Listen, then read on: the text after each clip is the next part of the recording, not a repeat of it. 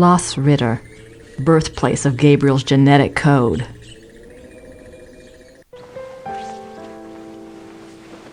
Hi, did you have a good time? Uh-huh. Anything new? Yes, you had a phone call.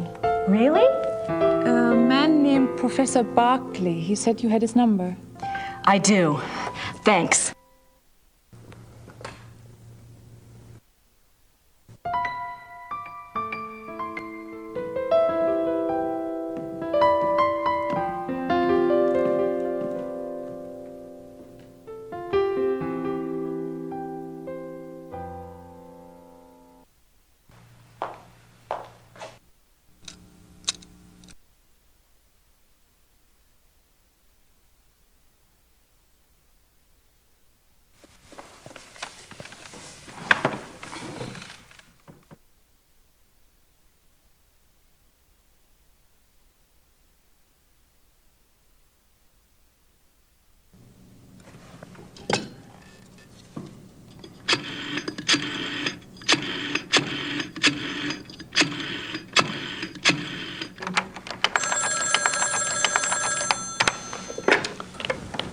Hello? Hi, Professor Barclay. It's Grace. Oh, good. I have a name for you. It's Herr Dallmeier, and he specializes in Bavarian history, and I think he's somewhere near you are. Herr Dallmeier. Great, got a number? Yeah, I do. It's 4982-555-2234. Thanks a lot. Sorry about the bother. That's no bother. When are you coming back to school, Gracie? When I figure it out, I'll let you know. Well, be good.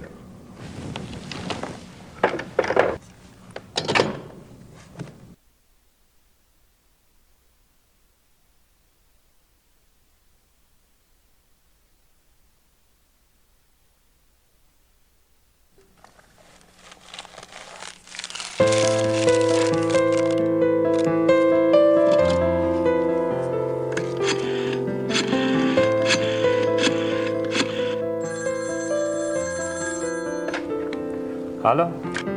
Hallo, sind Sie Herr Dallmeier? Yeah, you must be Grace Nakamura, the American history student. Yes, I hear you're interested in Ludwig II. very. Good. There's something I want to show you. Drive to Berg on Starnberger See. Meet me at the Memorial Chapel. All right, thank you. Oh, wait. Was there anything you wanted me to look into before we meet? Well, I was hoping you knew something about someone called the Black Wolf. He was a contemporary of Ludwig's. He lived in Prussia, I think, and he was well connected. Never heard of him, but I'll check. See you there. Thanks. Bye.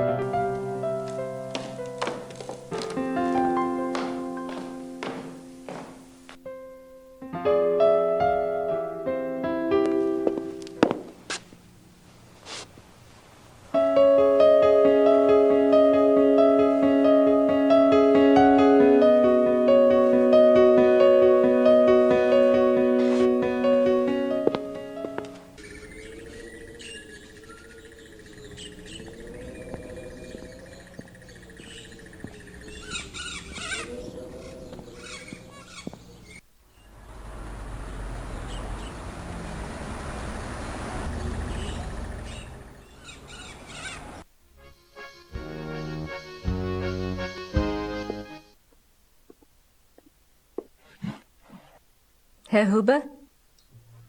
Yes?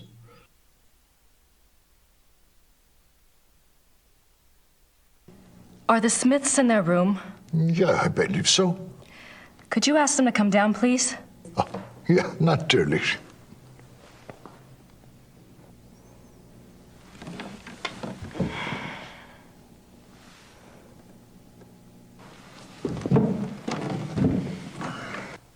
Now you just tell Merle what's going on.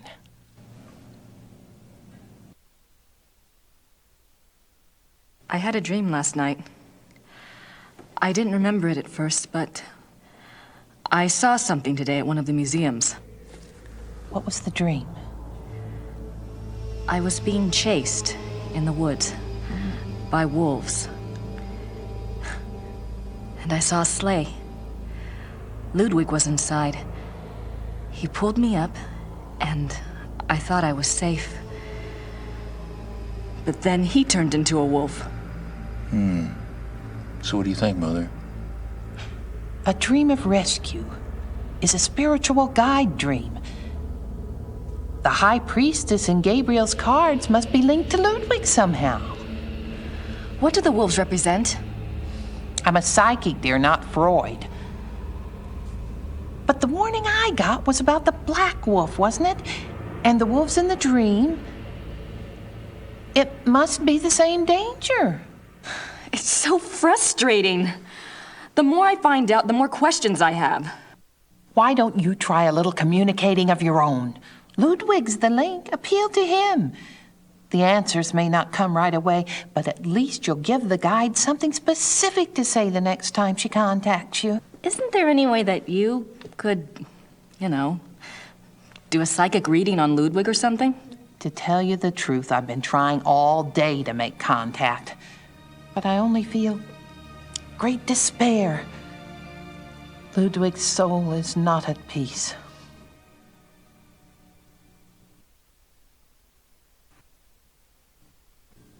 I'd better go. Anytime you need us, stop by. And be careful now. Thanks.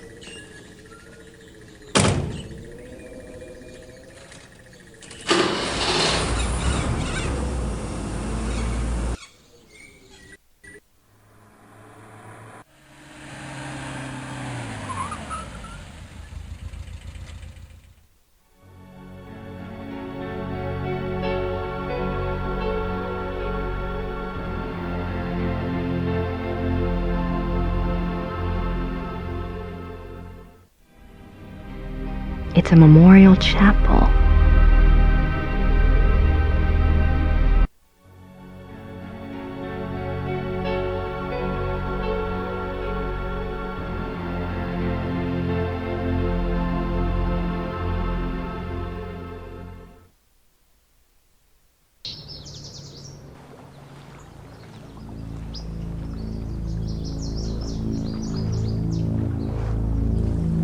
This is where he died.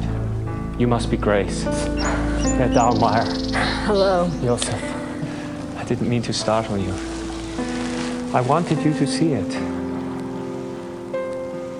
I feel him here the most, more than at the castle.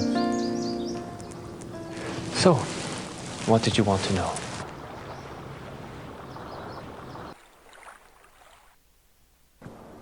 Professor Barclay says your hobby is Ludwig. Yes. He was the last real king that Bavaria had. As a Bavarian and a history buff, that's enough to hook me right there. But there's more, right? He was a romantic, a dreamer. And he was misunderstood, maligned. Sounds like you can relate. Me? Hell, I have it easy. At least I live in the 1990s. And not every eye in the country is on me. But yes, I can relate.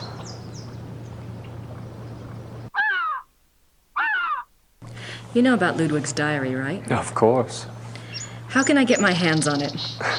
I'm sorry. I have been trying myself for 5 years. They keep it locked up tight in the Royal Archives and they don't let it out. They must think it contains things that will hurt his image. They won't let anyone see it, not ever?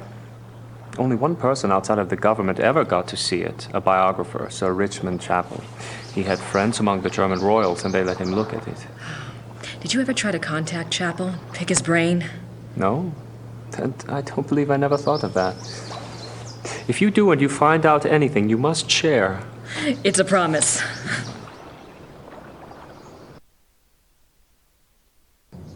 Tell me about Ludwig.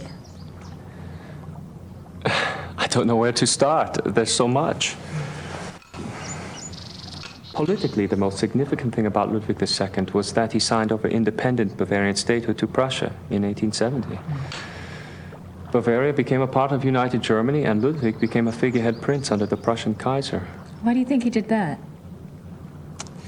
Bavaria had been involved in the 100 Years' War. People were tired of fighting. Prussia's push to unite the German states made some amount of sense. Still, Ludwig must have had other options. At the very least, he should have negotiated better terms. So what was the real reason? He was manipulated by Bismarck. At least that's what I think, anyway.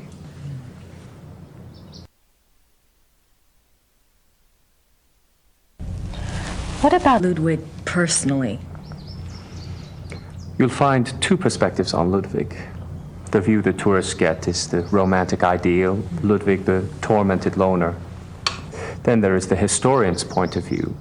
Ludwig was plagued with guilt over his sexual orientation and was driven mad with self-loathing. But I take it you're not buying either point of view. Well, it's all too convenient, isn't it? That he was a devout Catholic, there is no question, and I'm sure there were pressures on him to be normal. But he was no prude. He loved Byron. Yes. Philosophy, the French court. If anything, Ludwig was too much an egomaniac. He didn't give a damn what anyone thought. And besides, he didn't try to hide any of his relationships. If he suffered from anything in his romantic life, it was disillusionment. No one loved him back as purely as he himself loved.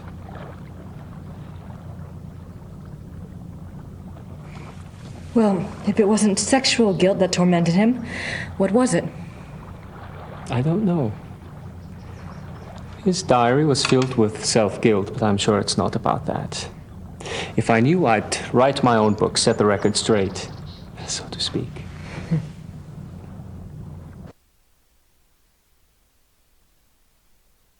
Have you read anything about Ludwig's midnight sleigh rides? Would that have been something? To be out at night and suddenly see him sweep by with his entourage?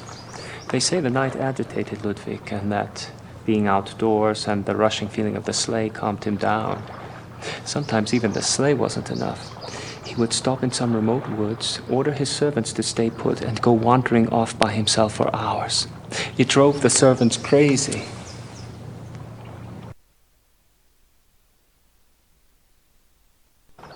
Tell me about Bismarck. Bismarck. He was the Prussian Kaiser's chancellor. Not a nice man. Bismarck had a reputation for learning people's weaknesses and manipulating them. It's a matter of record that he had spies on Ludwig's staff. He may even have had a henchman even closer to the king. And he was involved in the conspiracy to declare Ludwig insane.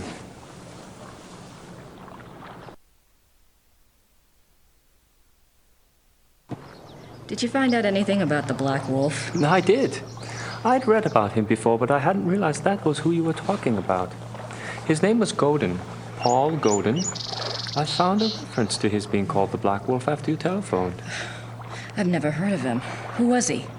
Godin lived on the fringes of the Prussian court. He was handsome, charming, dangerous, or so they say. He was variously rumored to have been a foreign prince, a Prussian spy, even an assassin. Since you were interested in him, I found out some things that are probably true.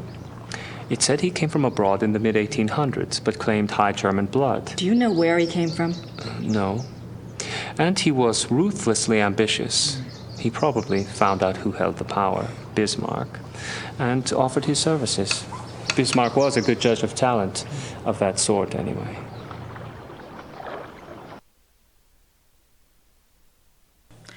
What else do you know about Godin? He must have done something remarkable. Bismarck was not a generous man. He liked to string people along with promises, but rarely came through. He did for Godin, though. He gave him a royal title and lands in 1863. And that was the last reference I found to him. Well, how could he just disappear? It's not that unusual. Back then, when you were given a title, you usually changed your name and moved to a place where no one knew your past, so you could act with impunity, or be a pompous ass and get away with it.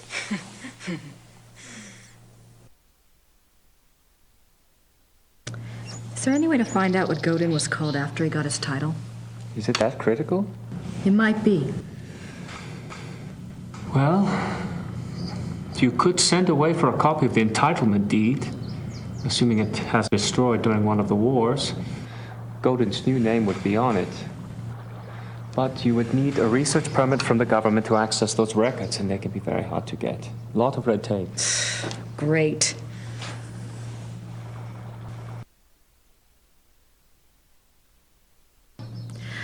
What do you know about Ludwig's hunting accident? A couple of years ago, I was introduced to this great old man, a real old-world farmer. Well, his grandfather was Richard Horning, Ludwig's equestrian. Oh, he told some great Ludwig stories. Sometimes I get lucky. Anyway, he said that after the hunting accident, Ludwig got terribly ill, that he had a fever and was acting crazy. They were afraid that the wolf had been carrying a disease or that the bite had gone septic. A wolf bit him? Yeah, it's not so unusual. There were a lot of wolves in the Alps back then. The servants were really worried, but Ludwig recovered, physically anyway. Horning's grandfather said it was the fever that broke Ludwig's mind, that he was worse than ever after that.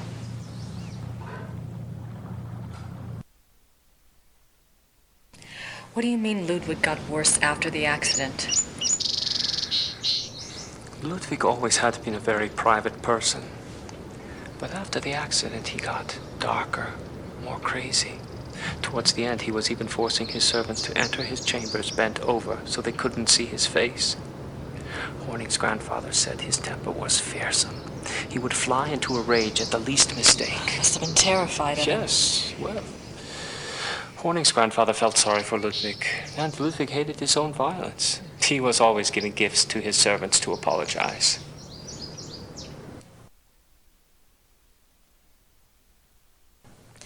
You mentioned that there were other reasons why Ludwig's servants feared him.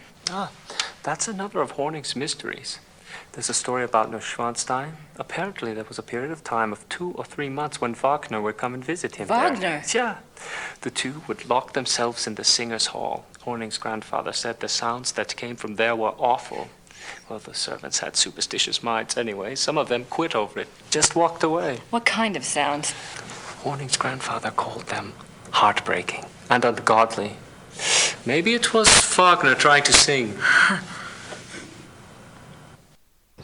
Well, I guess that's all for now. Thanks for your help. It's my pleasure. And if you ever want to talk again, just give me a call. I'll meet you down. I will. Thanks. Servus. Bye.